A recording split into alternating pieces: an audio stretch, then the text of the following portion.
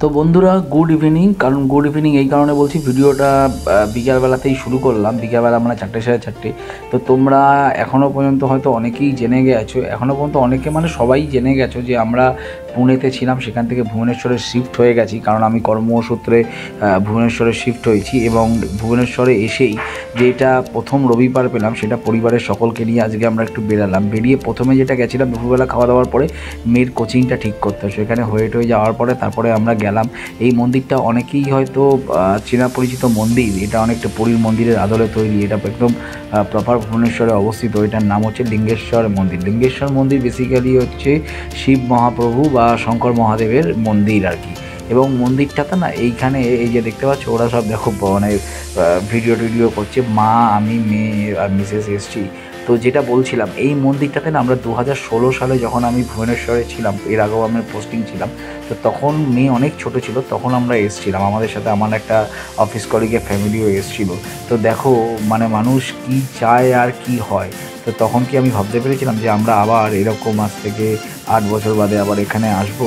তো যাই হোক, এই মন্দিরটাতে 8 বছর বাদে এসে সেই পুরোনো স্মৃতিগুলো আবার স্মৃতিচারণ হয়ে সত্যি খুব ভালো লাগলো। এবং মন্দিরটার ভেতরে যখন ঢুকলাম না, ভিডিও তো অ্যালাউ নেই, তাই তোমাদেরকে করে দেখাতে পারিনি। আর এটা হচ্ছে জাস্ট মন্দিরের বাইরেটা দেখো, সমস্ত ডালা টালা নিয়ে বসেছে, কেউ জুতো রেখে দিচ্ছে, কেউ পদ্ম ফুল বিক্রি হচ্ছে, যেহেতু শিব মহারাজের মন্দির, তো এখানে পদ্ম ফুলটা তারপর ডালা হিসাবে বিক্রি হচ্ছে। যদিও বা আমরা খেয়ে দিয়ে গেছিলাম বলে আমরা আর পুজো দিইনি, খালি ঠাকুর দর্শন করেই চলে এসেছি।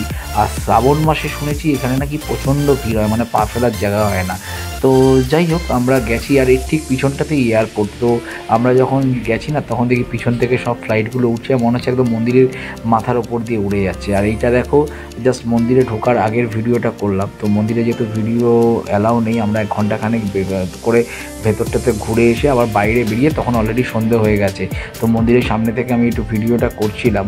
আর মানে যেহেতু এখানে ভয়েস ওভার পরে দিয়েছি, তাই কথাগুলো আমাকে পরে অ্যাড করতে হয়েছে। তো দেখতে পাচ্ছ এখন মন্দিরের বাইরেটাই একটু ঘোরাফেরা করছি। মেয়ে নাকি বায়না ধরেছে ও কিছু খাবে, কিন্তু সত্যি কথা বলবো কি বন্ধুরা, ওর বাইরে না যেসব দোকানগুলো দেখলাম, তো সেগুলো খুব একটা আমার স্ট্যান্ডার্ড লাগলো না, তাই মেখে নিয়ে আর ওখানে খাইনি। আর প্রচণ্ড বাইরেটা জমজমাট, তোমরা দেখতেই পাচ্ছ।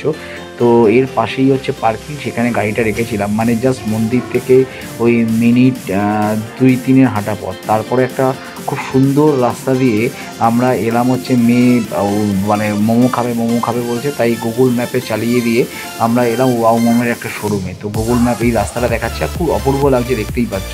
তো দেখো আমরা দেখতে দেখতে ওয়াও মোমোর যে শোরুমটা, সেখানে অলরেডি স্টলটাতে চলে এসেছি এবং খুব বড় স্টল, ঠিক আছে। এখানে ওয়াও মোমো থেকে ওয়াও চিলি থেকে আরম্ভ করে আরও অনেকগুলো একসাথেই কম্প্যাক্ট আর কি।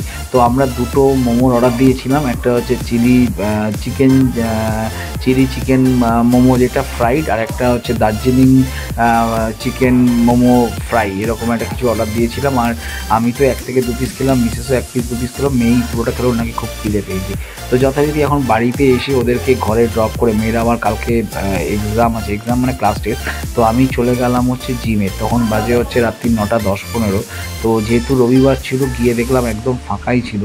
আর একটুখানি জিমে মানে কি, আমি তো প্রচণ্ড ওই হেভি ওয়েট তুলি না, জাস্ট একটু ওয়াকিং করি, একটু সাইক্লিং করি, তারপরে একটুখানি জাস্ট বেঞ্চ ফেস দিই, এই যে দেখতেই পাচ্ছ। তো বলতে বলতে আমি জিমে এসে ওয়াকিং চালু করে দিয়েছি। তো ওয়াকিং করলে না সারাদিন যে স্ট্রেস যায়, বা অফিসে সারাক্ষণ, তোমরা যারা কর্পোরেটে চাকরি করো নিশ্চয়ই বুঝতেই পারো কীরকম স্ট্রেস যায়। তো ফ্রেন্ডস, তোমাদেরকে দেখালাম যে জিমে এসে একটুখানি ওয়ার্কআউট করছি, আর অনেকক্ষণ ওয়ার্কআউট করলাম। ওয়াকিং থেকে শুরু করে তারপর পেটের কিছু ব্যায়াম করলাম, করে একটুখানি জাস্ট ল্যাটিস কিছু করলাম, অল্প একটু ওয়ার্কআউট। আমি তো ওরকম হেভি কিছু করি না, অল্প একটু খালি করলাম, করে জাস্ট এবার চলে যাব।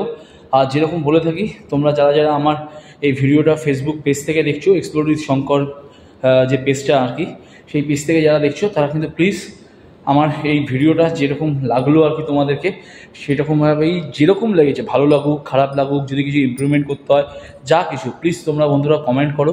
আর তোমাদের এক একটা ছোটো কমেন্ট আমার কাছে যে কতটা মানে কতটা পাওয়া বা কতটা পাওনা সেটা আমি তোমাদেরকে বলে বোঝাতে পারবো না।